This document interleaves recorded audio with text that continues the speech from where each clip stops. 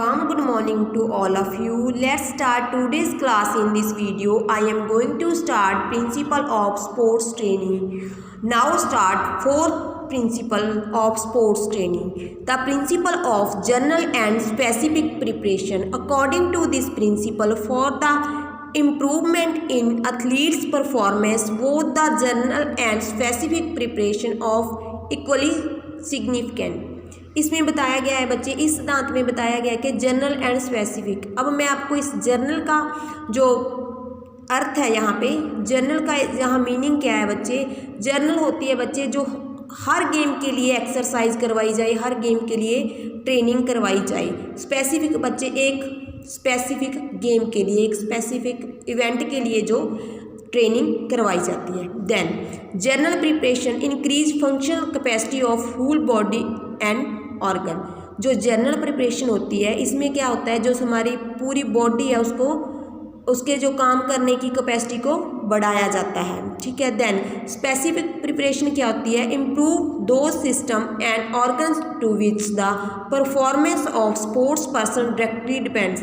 इसमें क्या होता है, जो बच्चे की गेम होती है उसके रिलेटेड उसको ट्रेनिंग करवाई जाती है, उसको प्रैक्टिस करवाई जाती है जो उसकी गेम के संबंधित होते हैं।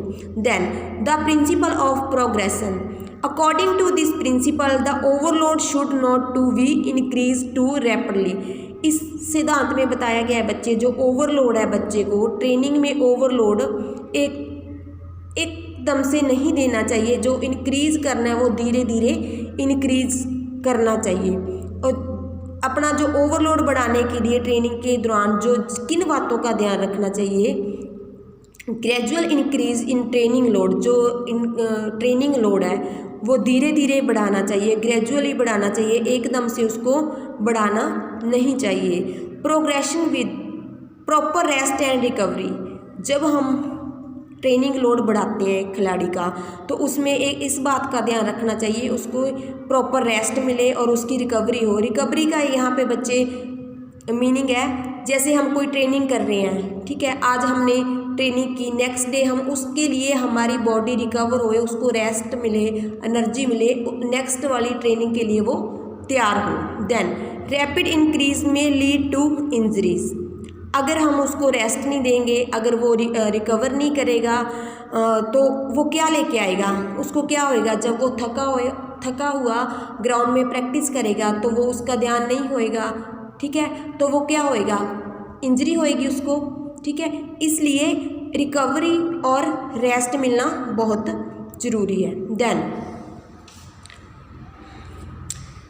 Sixth principle, the principle of spasticity.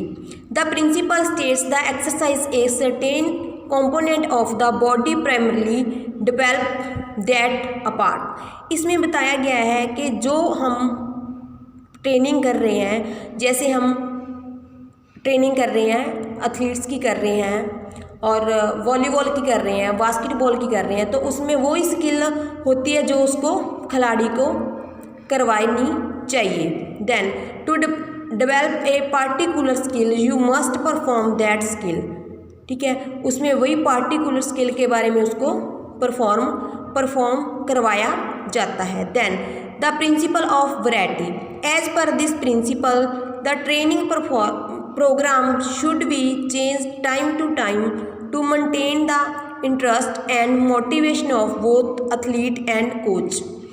इस सिद्धांत में बताया गया है, जब हम स्पोर्ट्स ट्रेनिंग बनाते हैं तो उसको जो प्रोग्राम बनाया हुआ है हमने स्पोर्ट्स ट्रेनिंग का एक खिलाड़ियों के लिए, तो उसको टाइम टू टाइम अपडेट करना चाहिए, उसको मेंटेन रखना चाहिए, ठीक है। ये कोच का एक बहुत ही रिस्पॉन्सिबल काम होता है कि जो उसका ट्रेनिंग प्रोग्राम है वो टाइम टू टाइम अपडेट होना चाहिए।